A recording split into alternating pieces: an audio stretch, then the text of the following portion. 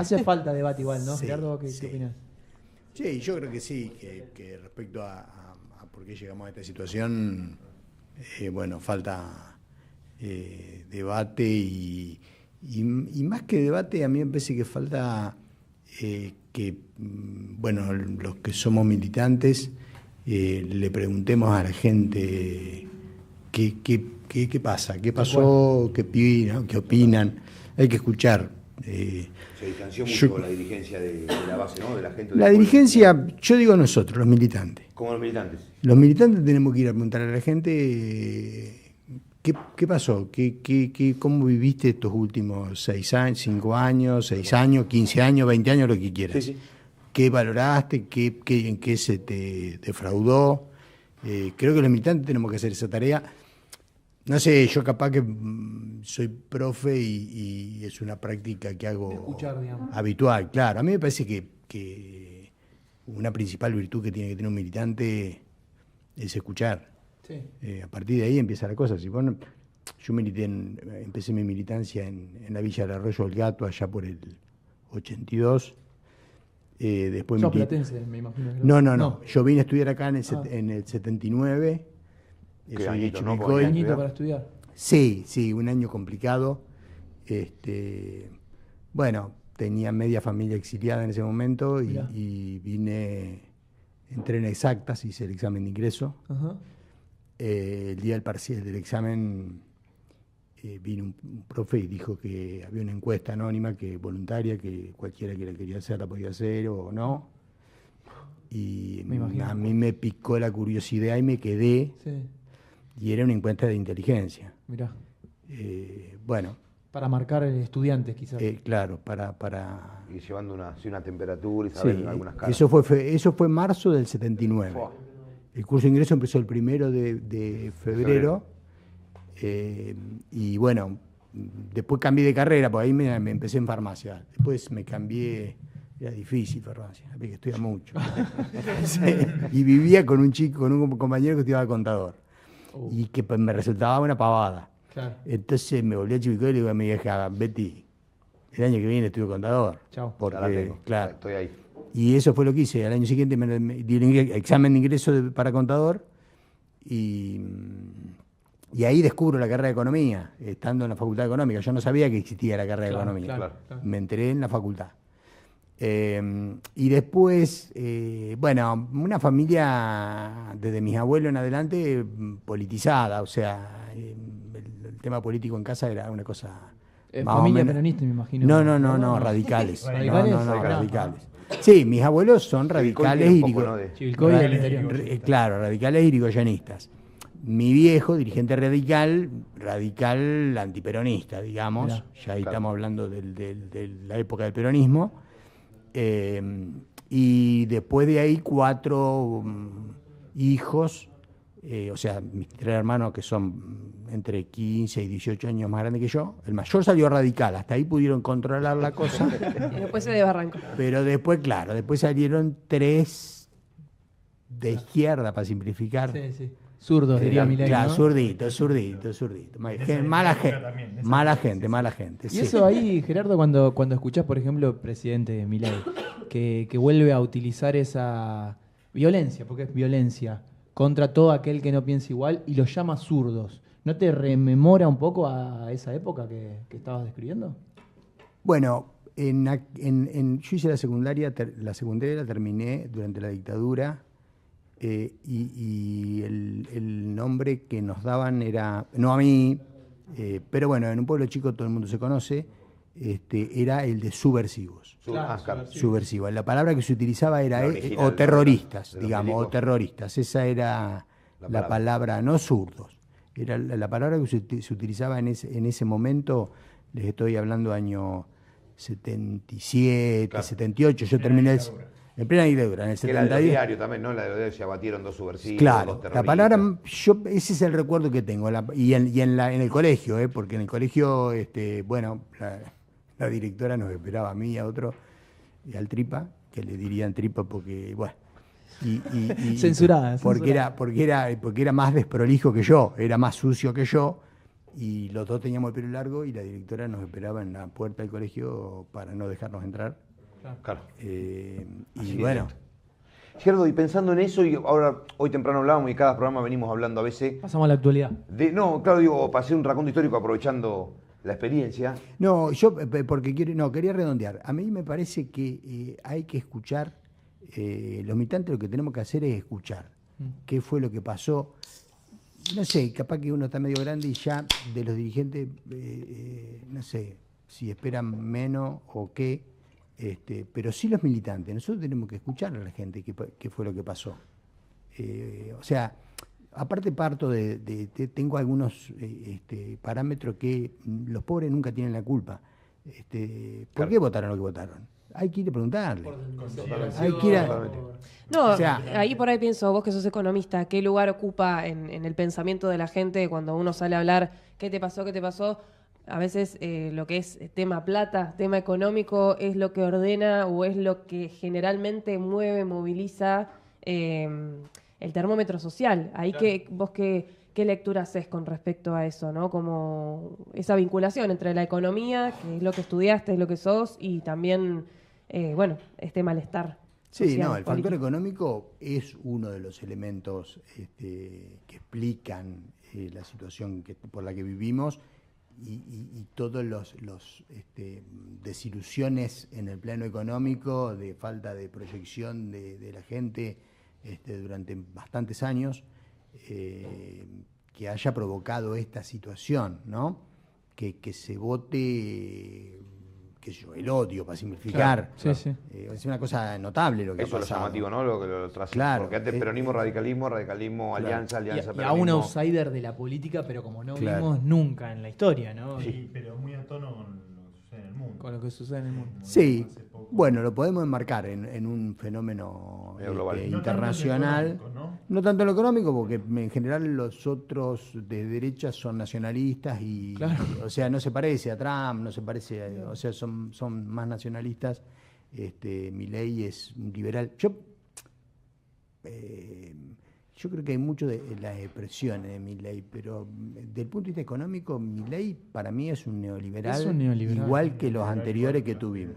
Sí, ¿y eso por qué puntualmente? Para explicarle a la gente que... Y porque va contra las cosas que fueron... Porque si vos tomás lo que pasó en el 76 con Martínez de O, si tomás la década de Menem de la Rúa, con Cavallo, bueno, y todos los nombres que están ahí, y si tomás el gobierno de Macri, estaba Sturzenegger, Caputo... Ahora volvieron, ¿no? Claro. En forma de fichas.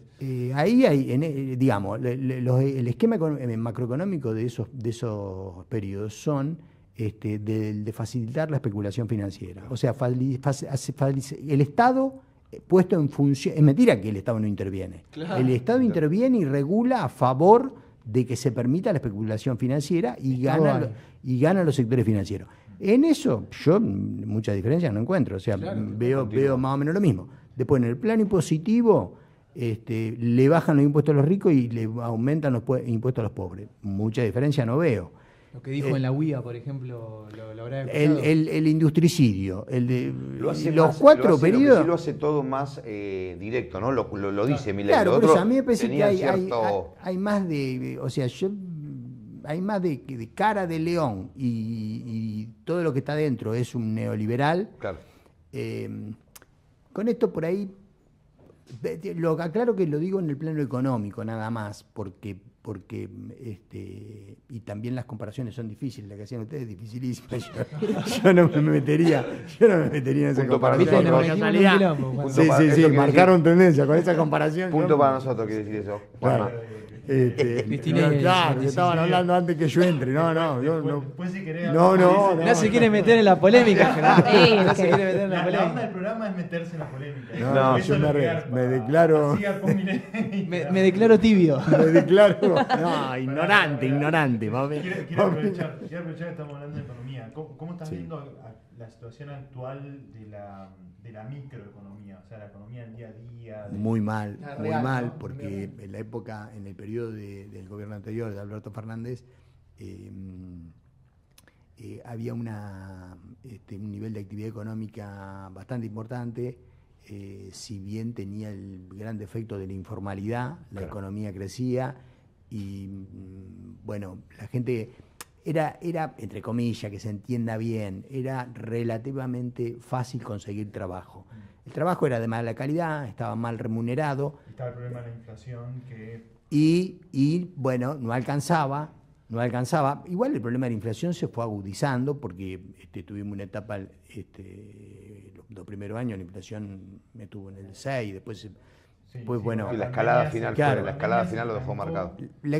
Además, el periodo también tiene situaciones extraordinarias que ocurrieron que acá no te las nombran porque gobernaba el peronismo, o sea, hubo una pandemia, eso, Trump, que es un genio total, que la tiene clarísima, que divino, todo lo que quieran, el tipo y puso el barco más grande de hospital, lo puso en el puerto de Nueva York, para atender todas las patologías que no fueran con COVID.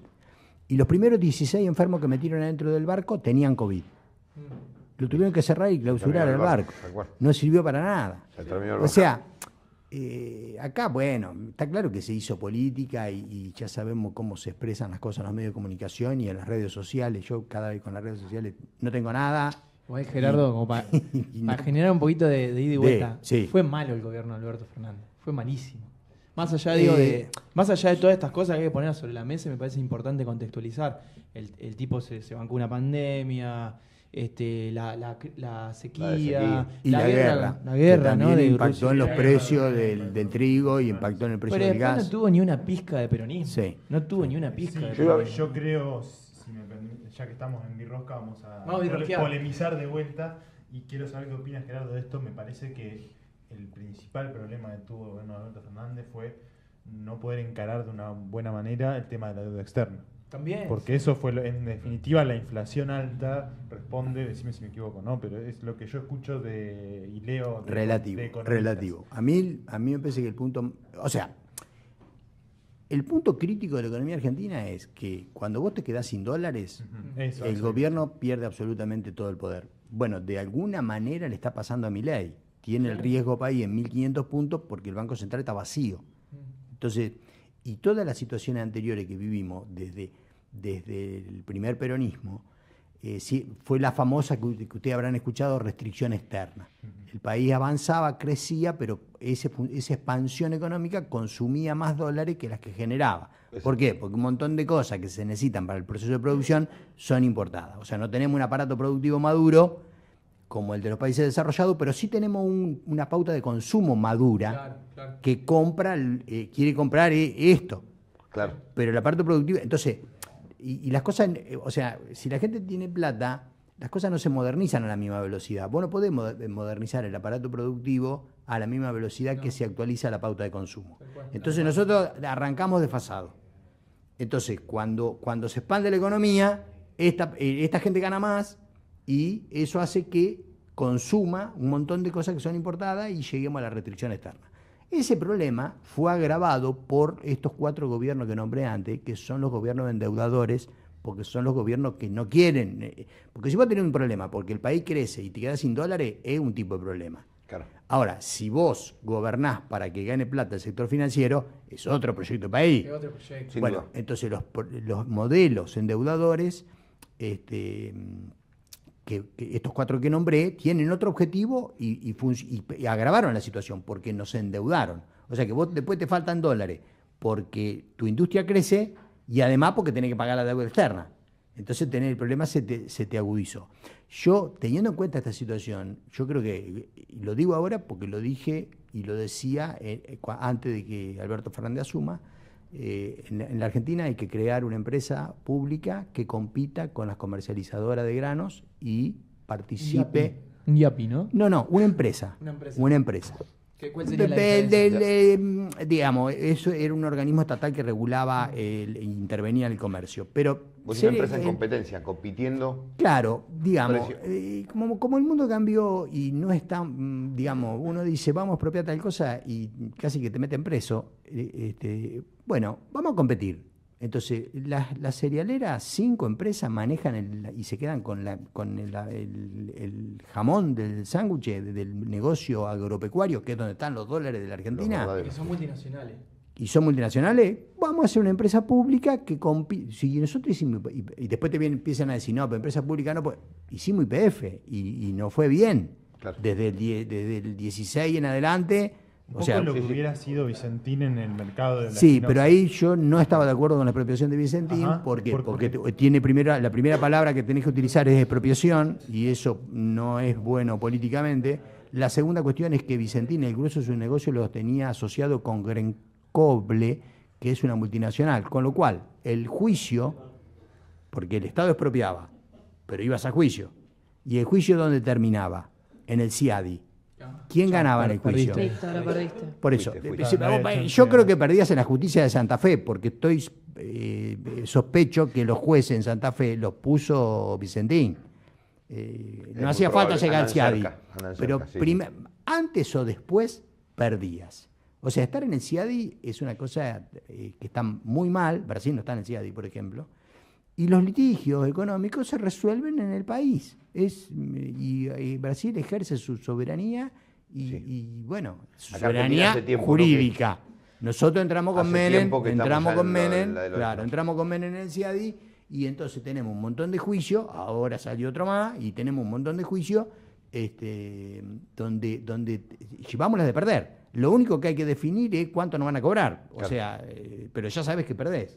Entonces, claro, pero en la idea de tener una empresa en el sector. En el sector, porque vos, o sea, acá las divisas están ahí. Entonces, una empresa pública te permitiría pagarle a los productores, que son los que trabajan, más que los que le paga Cargill. Claro. Y los tipos tengan un incentivo para producir más. Y esa empresa pública, con lo que compra, tiene que hacer dos cosas. Una buena parte, la mayor parte, la tiene que exportar, y entonces se queda con los dólares directamente, porque los dólares que genera Argentina son privados, y se lo quedan los privados. Claro. Entonces está después el problema, ¿cómo hacemos? Pero el que tiene la deuda es el Estado Nacional, el que tiene que pagar la deuda es el Estado. Y Gerardo, ¿cuánto hay de poder afrontar los costos internos de lo que conlleva hacer una empresa que equipare a las grandes importadoras? Precio en transporte, es algo que también se dice mucho desde el otro lado a la hora de cuando uno instala esta otra propuesta de nacionalicemos todo, hagamos todo acá, o incluso en un momento donde cómo le haces frente a los precios a los precios bajos que ponen los chinos, que es algo con lo que no podés competir o es muy difícil. Ahí qué respuesta, ¿no? Hacer una empresa pública que funcione bien es difícil, muy difícil. En este mundo, ¿no? Sí. Y en estas últimas décadas, podríamos decir. Y esa empresa con el objetivo de pagarle a los productores, porque vos si a los productores le pagás más que lo que le pagan las multinacionales, vos dividís el sector. Claro. No te lo pones todo en contra. Tenés un montón de actores ahí adentro. Pues, tenés un montón de actores que si vos le pagás más, y hay un montón de sectores que son cooperativos, que trabajan ahí, y ojo, que producen una buena parte de la producción primaria. ¿Cuál? Sí. Tal cual. No, en el tal no lo entendí. Pensé que escuché solo el cual, entonces te iba a decir FACA, o sea, te iba a decir los organismos cooperativos FACA. Acá le tenemos a FACA. Entonces, y además, esa empresa lo que tenía que hacer con parte de la producción es el trigo vendérselo a precio barato al molino, pero controlado para que el pan llegue a la mesa a un precio subsidiado. Los intermediarios es lo más difícil de todo. Bueno, por eso no digo, mi propuesta económica en diciembre, antes que asuma Alberto Fernández, era esa, pero no digo que sea una cosa fácil. Ahora, si no la tenés, ya sabés que en algún momento los dólares se te van a acabar y te van a llevar puesto. Al gobierno se lo van a llevar puesto. De hecho, hubo superávit comercial los 2 primeros años con Alberto Fernández y los dólares se fueron. Volaron, los sectores privados presionaron, hubo especuladores a los cuales se les garantizó. Se le llamó. Hubo importaciones que no tenían sentido, hubo que darle dólares a quienes se habían endeudado en el exterior y se les dio el dólar a un precio menor que el precio de mercado. Se perdió un recurso estratégico. Para nosotros, los dólares es un recurso estratégico. A ver, chicos, no se caigan. Sí, escuché el movimiento acá. Gerardo, a propósito de esto, ahora estos días estuvo muy en boga y hablándose mucho lo que tuvo que ver con la movilidad jubilatoria, con el veto a la movilidad jubilatoria, y hubo una explicación ahí del presidente que salió en un momento a decir, lo que implicaba este cambio en los números, que yo creo que era el 8% de aumento, digamos, a una jubilación, pero como que estaba condenado el país y eso pasaba a no poder recuperarse del tortazo que eso significaba para el plan que están llevando adelante. Una mentira. ¿Qué opinión tenés al respecto? Y bueno, y para contarle un poco también a la audiencia, ¿qué era ese porcentaje o qué era ese aumento y qué implica en la política económica actual? Sí, hay que, digamos, empezando por el principio, uno diría, una consigna de campaña de Milei fue que el ajuste lo pague la casta. Eso, para un economista, ya sabés que es mentira. No hace falta. ¿No la está pagando la casta? Bueno, por eso, quería empezar por ahí, porque el ajuste, del 100% del ajuste, los jubilados pagaron el 32%. Claro. O sea, son los principales perjudicados. Un tercio, sí. El aporte de los jubilados al ajuste es el 32%. Brutal. Sin contar... La mínima 200 lucas. Por eso, es una cosa escandalosa. O sea, vos estás diciendo, Gerardo, que el ajuste lo está pagando, un tercio del ajuste lo está pagando los jubilados. Los jubilados, exactamente. Y sin contar, es peor el asunto, porque eso es comparado con el índice de precio al consumidor, pero, que es un promedio de precios, pero los alimentos y los remedios subieron más que el promedio. Claro. Entonces, en realidad, el aporte fue mayor. Pero, además de eso, los jubilados son uno de los actores económicos que, en su gran mayoría, la plata que ahorran la guardan en plazo fijo. Y una cosa que pasó desde que subió Milei en adelante fue la licuación de los pasivos del Estado. Uno de los pasivos son los plazos fijos que los jubilados tenían en los bancos. O sea que a los jubilados no le dieron un plan Bonex como en el 89, pero sí le sacaron más o menos un 20% de su ahorro. Sí, con la inflación le licuaron la todo. tasa de interés que le pagaban era mucho más baja que la inflación. Entonces es como que le licuaron el 20%. Si tenían 100 pesos, pasaron a tener 80. Claro. O sea que le expropiaron parte de sus ahorros y además le sacaron una tajada de sus ingresos desde ese momento en adelante. La tajada de los ingresos que le sacaron desde ese momento en adelante representan el 32% del ajuste que hizo Milei. Esto, Gerardo, lo que estás diciendo así bien clarito y en números, no se escucha que se lo digan dirigentes políticos, economistas tampoco, pero digo, cuanto mucho los economistas no tienen alguna responsabilidad, pero los dirigentes de la oposición deberían decirlo así. Mañana está de nuevo la marcha, ¿no?, de los viejos y las viejas, para decirlo cariñosamente. Espero que vaya gente, que vayan dirigentes sobre todo. Gente va a ir, pero... Claro, yo pensaba me parece que el 20 de septiembre es el Día del Jubilado. 20 de septiembre. Sí, me parece, por ahí habría que chequémoslo, si es cierto lo que estoy diciendo, pero me parece que sí.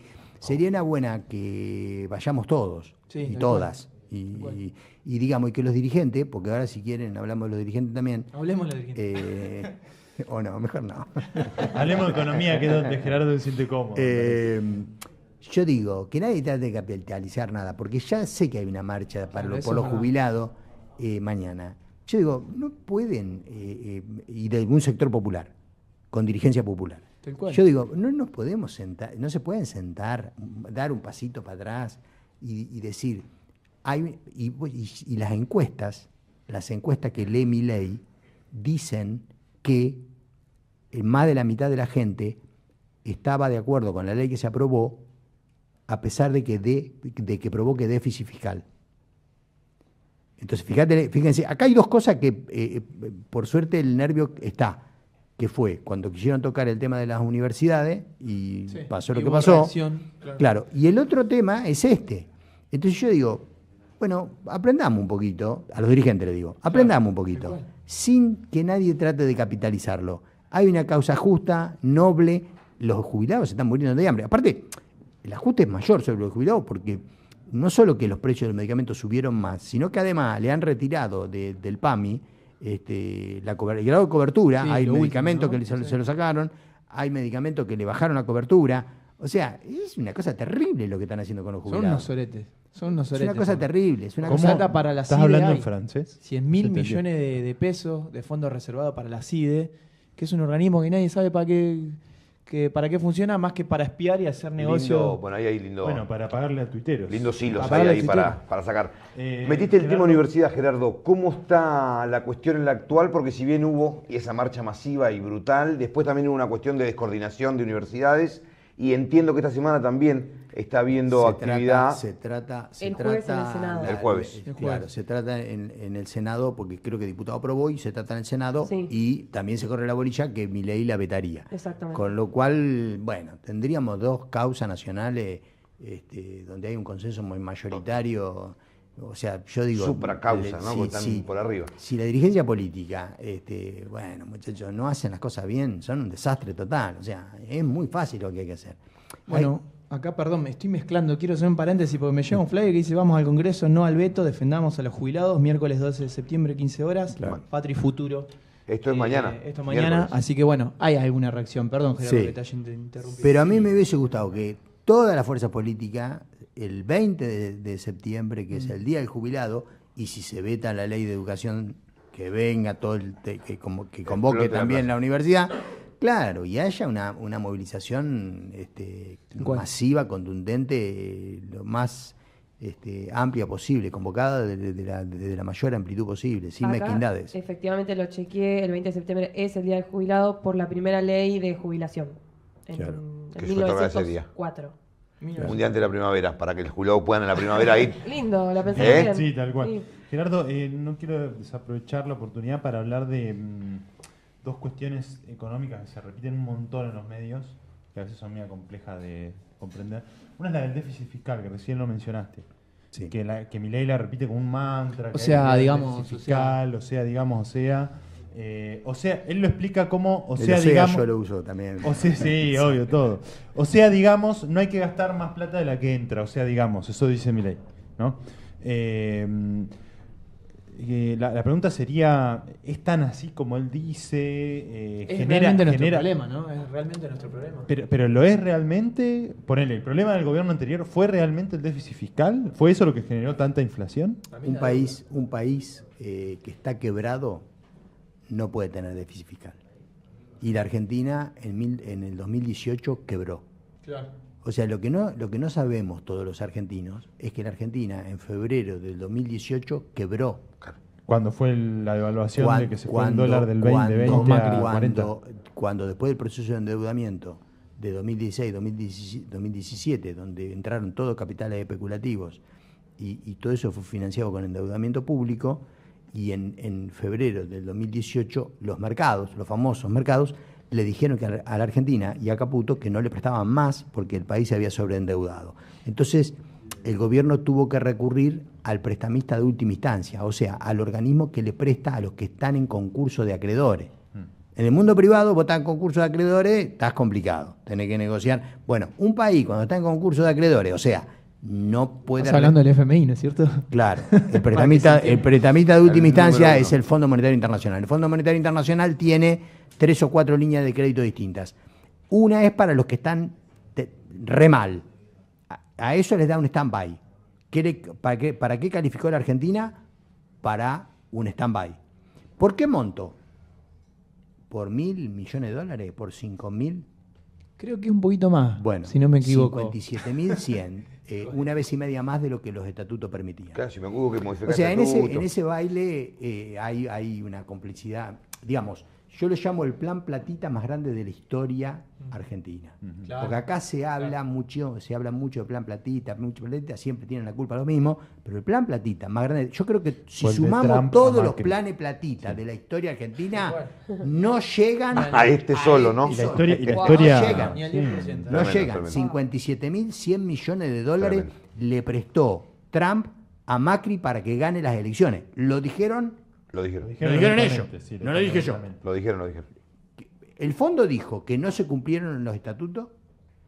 El agregado político de Trump para la región dijo que se la prestamos para que gane las elecciones. Claro. O sea, está todo dicho por ellos. Está documentado. Y recibió la mayor parte del crédito, porque de los 57.100 recibió 45.000 durante el año y medio de gestión que le quedaba.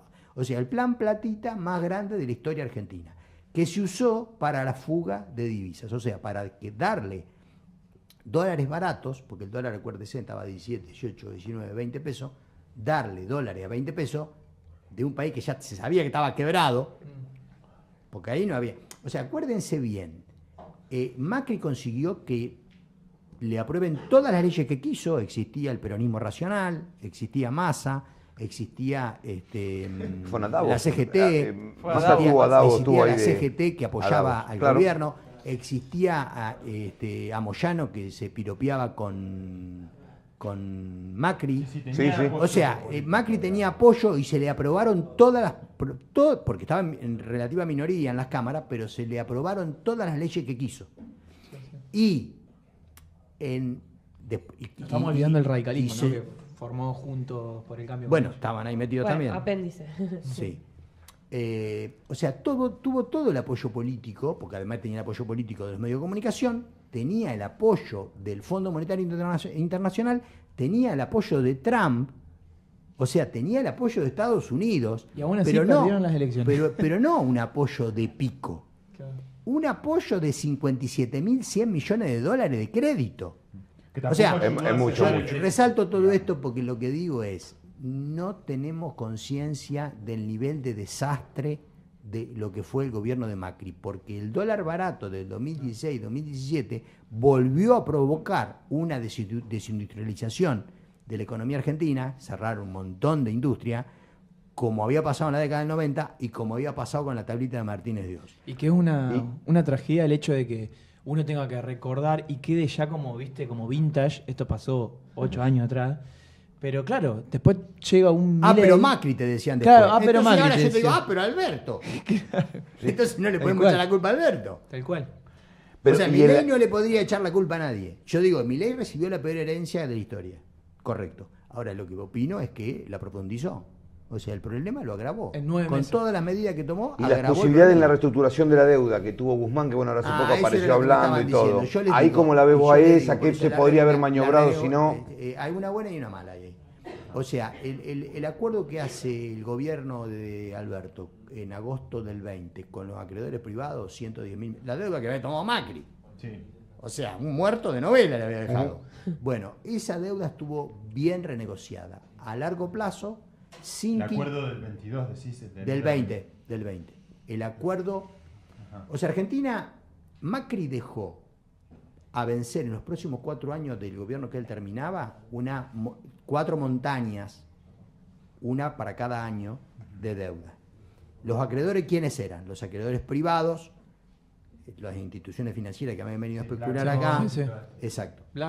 Legislación Nueva York, 50, 60 mil millones de dólares y otro tanto legislación argentina. Esa era la deuda del Estado Nacional con acreedores privados, empresarios privados. Y además dejó la deuda con el Fondo Monetario Internacional. Entonces, en agosto del 2020, en el gobierno de Alberto Fernández se renegocia con los acreedores privados 110.000, 100 y pico mil millones de dólares y se logra plazo, sin quita y pagar el 3% anual de interés. Bien. O sea, lo que pagaban los países serios. Los países serios. Pagaba Uruguay, los que nombran como países... Sí, claro. Claro. Sí. El problema fue cuando se negoció con el fondo. Además estuvo bien negociar primero con los acreedores privados, que no te ponen condiciones... Vos cuando vas a negociar con el fondo tenés que negociar la política económica. Los tipos te dicen, te refinancio o lo que sea, pero vos tenés que hacer esto y aquello. Te pone condiciones. Negociar primero con los acreedores privados tenía una ventaja porque los tipos eso no te ponen condiciones. No, pero ellos quieren la plata nomás. Claro, entonces vos negociás, si te pones de acuerdo, y aceptaron todo. Y además contábamos con la legislación que se había logrado a nivel internacional por la reestructuración anterior del 2005 y 2010 de la Argentina, que ahora sí en el sector público, cuando la mayoría de los acreedores acepta, están obligados a aceptar todo lo demás. Esa suerte no la tuvo el gobierno del 2003 al 2015 porque no había legislación internacional. Entonces, quedaron un puchito de acreedores de esa deuda, que fueron los fondos buitres, que fueron los que nos hicieron el juicio, que terminó fallando Griesa en el 2014. Se reestructuró el 92%. Increíble la historia de este país con la deuda, es como para... Es mortal. Y trágica, me parece también. Claro. Sí. Ahora entonces, estuvo mal negociado el acuerdo con el fondo, porque el acuerdo con el fondo le pagábamos de interés el 7% anual. O sea, le pagábamos los punitorios por haber pedido una vez y media más que lo que el estatuto establecía. Eso no lo debería haber aceptado el gobierno argentino. Claro, el gobierno argentino, que es lo que decía el kirchnerismo en ese momento, claro, que había que discutir justamente el gobierno no debería haber aceptado, si el fondo no cumplió el estatuto, no te puede cobrar intereses punitorios. Claro. O sea, ellos firmaron... viciando el asunto. Claro, ellos firmaron un papel donde nos estaban prestando plata que no podían prestarnos. El fondo, cuando te presta más plata que lo que el estatuto te habilita, bueno, te sanciona de alguna manera, cobrándote intereses más caros. Entonces resulta, fíjense ustedes, que la tasa de interés que pagamos por el crédito del fondo, que sería el organismo de ayuda, que te tiene que cobrar menos que los privados, terminamos pagando tasa de interés muchísimo más alta al fondo que a los acreedores privados. Claro.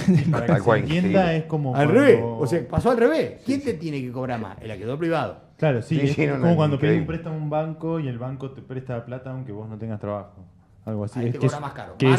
Más riesgoso es el deudor. Sí, claro, que es una metáfora que escucho si mucho. Hay cositas en el chat, si me lo permiten, sí. Si me lo permiten, quería contar un poquito de esta charla que por ahí la gente puede llegar a no seguirla. Se aburre. Pues nos metemos como en lo técnico. Que quería ir cerrando con algo un poco más relacionado a lo último, a lo actual. Pero te quería hacer una pregunta para sacarte un poquito de tema. Gerardo, acá Pelo pregunta, ¿Gerardo es familiar de Daniel De Santis? No lo conozco. Militante del ERP no lo conozco, nunca lo vi en mi vida. Bueno. Él me conoce a mí hace 63 años, pero yo a él no lo conozco. Bueno. Bien. No, le mando un abrazo a Daniel. Está con un problemita de salud. Tuvo internado hasta hoy a las 11 en el Rossi. Le agarró una pulmonía. Justo lo nombramos. Bueno, no sé cómo se llama. Bilateral. Exacto. Y bueno, por suerte, ahora recién me mandó un audio, dice que hoy a la mañana salió a caminar por el pasillo del hospital. Mirá. Y caminó con 10, 20 metros y se recontra agitó. Ya está bien y se fue a la casa, ¿no? Pero bueno. Lo sentía. Bueno, le mandamos un gran abrazo a Daniel, sí, ya que justo lo estamos nombrando. Gerardo, y saliendo un poco de esta cuestión ahora tan técnica que estábamos mencionando y hablando, y para ir cerrando, la productora no está tirando, pero no me quiero ir sin esto.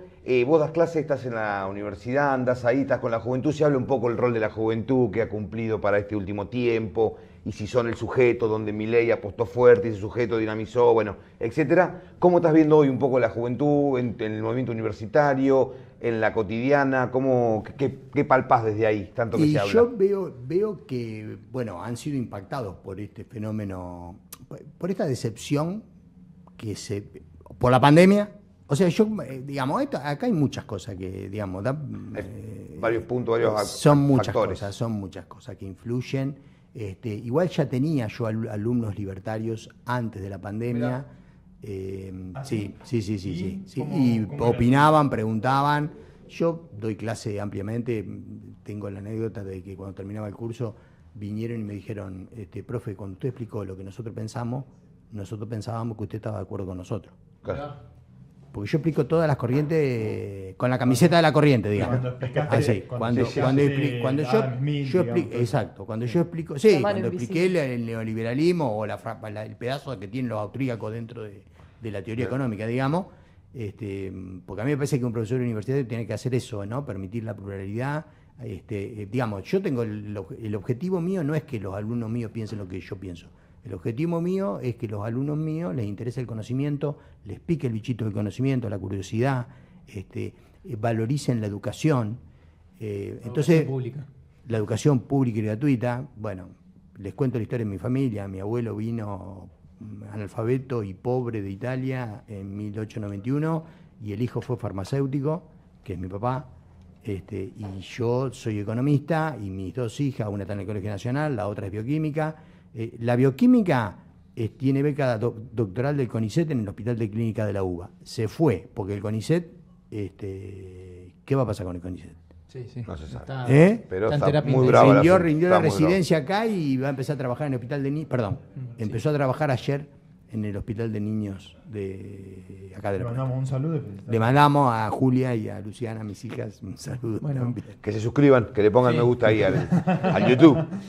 Bueno, un aplauso para Gerardo que nos explicó lo que más me pareció notable esto de poder explicar sencillo. Los economistas Bajar no a tierra, tal explican cual. sencillo. Así que Gerardo, mil gracias por eso. No, Estuvo por muy favor. bueno. Muchas gracias. Aclarás que no sos anarcocapitalista, entonces. No. Bien, para que tus No. alumnos lo sepan. Todo ese verso y ese circo es neoliberal, va a destruir el CONICET, la ciencia, la educación pública. No se practicó en Lo ningún mismo lugar que del hicieron mundo de todo. la historia, ¿no? Lo que está haciendo Milei ahora. Todo En Argentina. En Argentina, Europa, 3 solo en veces. Argentina. Muy parecido en la Argentina los anteriores 3 gobiernos que te nombré. O sea, Claro, porque en realidad lo que piensa Milei no lo está aplicando. O sea, toda esta teoría de Rothbard y del... podría no hablamos al final de lo que hizo Milei. No. Y Juanma lo tira para el yo final. pensé que me llamaban para hablar de la política económica de Milei, pero nada. No, ¿viste lo que somos? Pero porque queda abierta la invitación. Porque todo hay que decir. El tipo prometió que el ajuste lo paga la casta política y es la mentira. Hablamos de los jubilados. La dolarización. Me hubiese gustado explicar la dolarización. Los economistas ya sabíamos que era mentira. Sí. Bueno, y explicarlo por qué. Cada cosa. Tenés una línea para explicar por qué. No, para explicar por qué no se puede dolarizar, quizás, ¿no? Y porque necesitaba 40.000 millones de dólares para dolarizar. O sea, el famoso privado ese que se lo iba a dar, ¿no? Que y mandaba él, él de la sala él de decía, acá televisión. los tengo. Ese. Bueno, ya sabíamos que era mentira. Sí, Nadie, para los que sabemos que la economía argentina, que el Estado argentino está quebrado, si está quebrado, usted piense en lo siguiente, una empresa está quebrada, ¿alguien puede venir a poner 40.000 millones de dólares en una empresa que está quebrada? Claro. Y menos para un loco de mierda como Milei, que no lo conoce nadie, que no sabe... Entonces le dijeron que no, los prestamistas privados, y le dijo que no el fondo. Le dijeron, andá y haz el ajuste y después vemos. Y así lo tienen Todavía ahí. en esa soltarle situación. nada tampoco. Hacer el ajuste y después vemos. Y hay un tema que ya tenemos que largar. Sí, vamos, queda para la próxima, Juanma, lo charlamos en el grupo de WhatsApp. La tiro para tirarla nada más. Que dicen que si Trump llega a ganar a fin de año, puede darle el préstamo a Milei. ¿Te da miedo eso? Ay, ¿Sí o no? Pensé que le ibas a preguntar quién de nosotros te cae mejor. No, eso era para Jorge. ¿Te da miedo eso? ¿Puede Que llegar a gane pasar? Trump y que banque a Milei, digamos. O sea, Milei tiene una chance.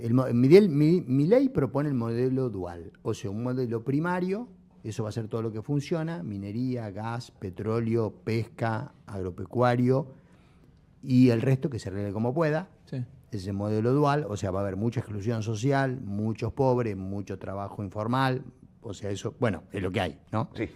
Eso se va a consolidar así. Si él tiene éxito, se va a consolidar este modelo dual, o sea, lo contrario a lo que fue la Argentina en el siglo XX.